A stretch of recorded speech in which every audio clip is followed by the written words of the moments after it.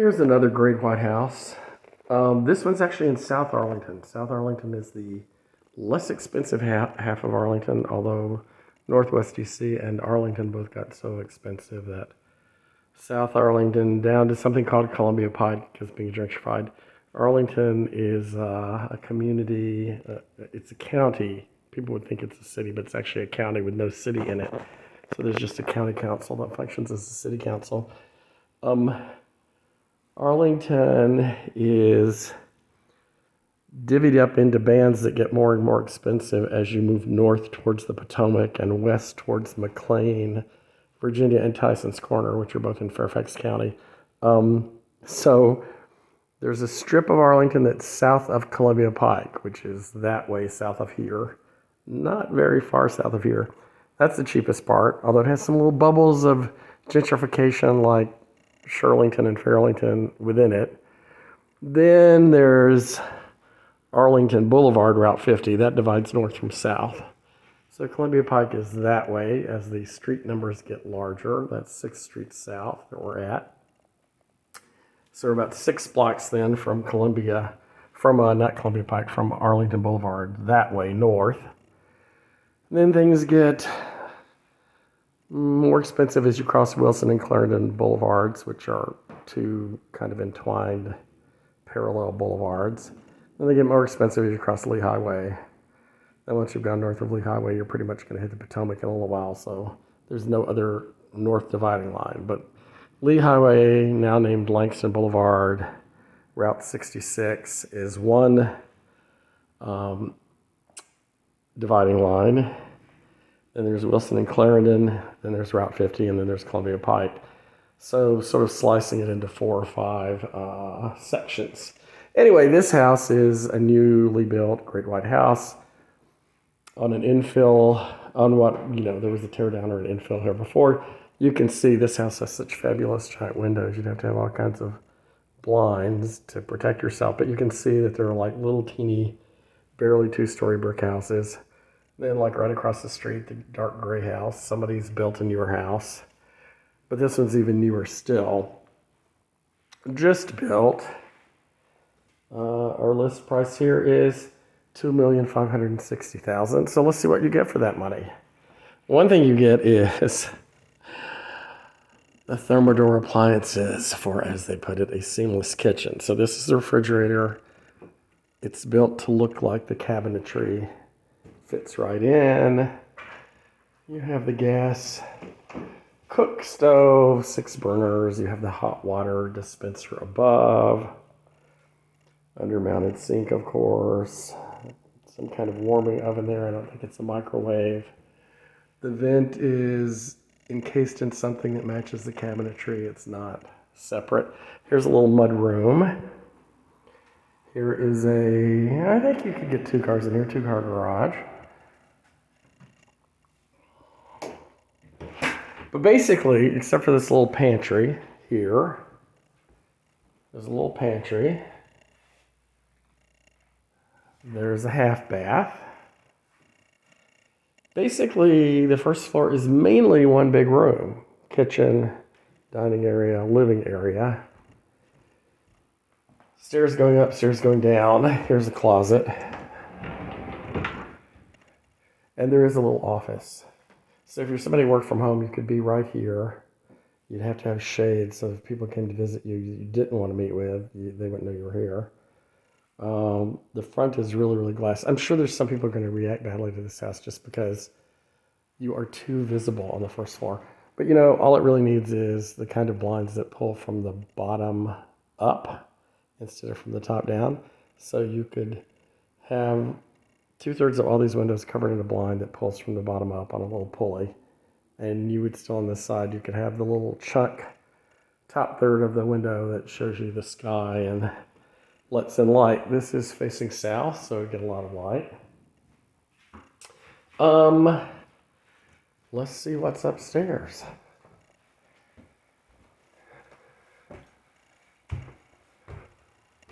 $2.56 million is kind of a newish price for over here this far south.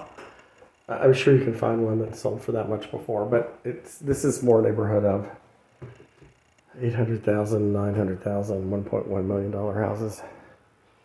But those may not be 3 stories with everything brand new. And on a corner that gets a lot of light. So here we have a bathroom. Only a shower. I suppose technically that makes this a master bedroom because it has its own ensuite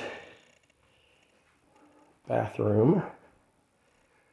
These people conveniently leave a lot of lights on, so I don't have to turn them all on. I like the stair lighting. So if you're wandering around in the dark at night, another bedroom. This one also has a substantial closet, but doesn't have its own bathroom. So substantial and alike that you can't really see it.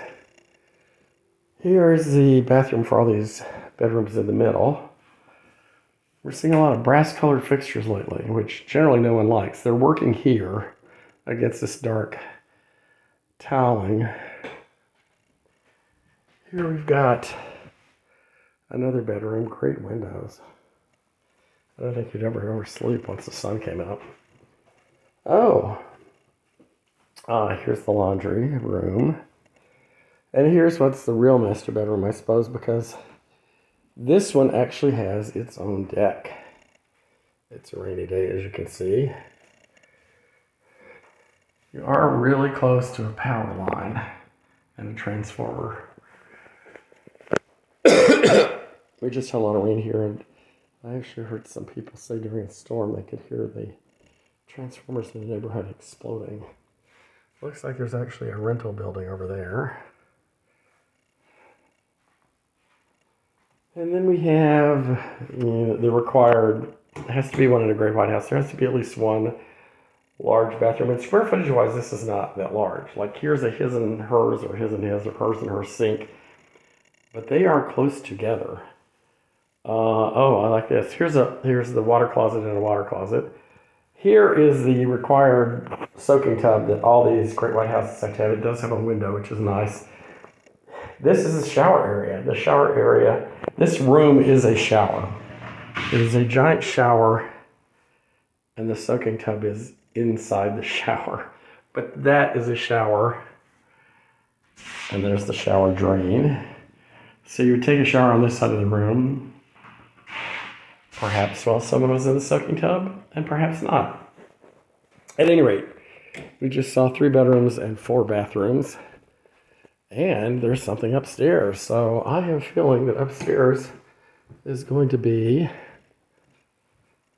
perhaps another bedroom and bathroom. Maybe it's just a party entertaining space. Maybe there'll be a roof deck.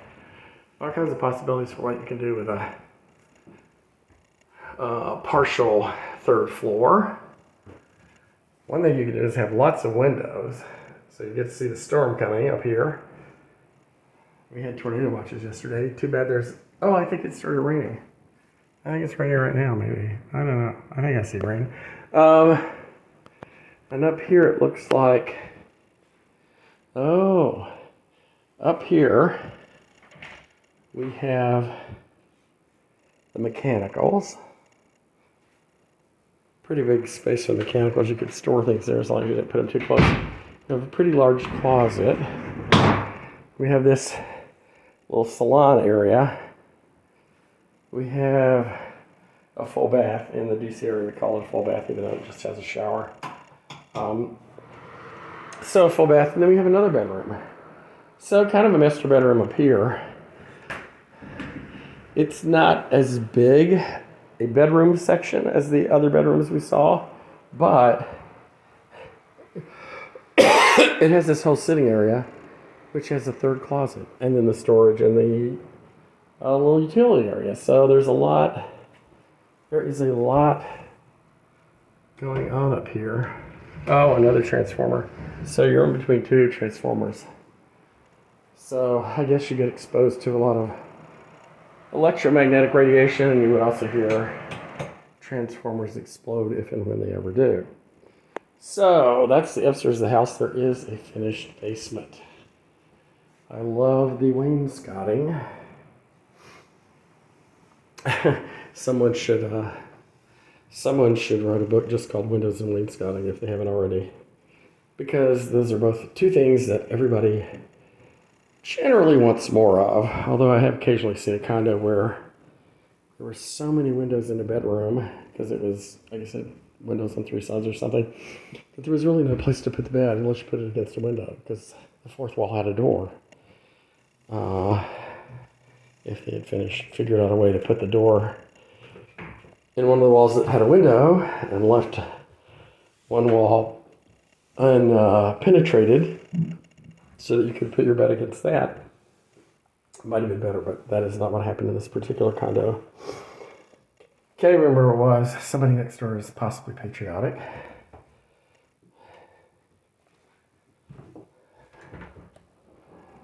Here's a nice front again. I don't know if I pointed out that it has a sort of substantial front porch.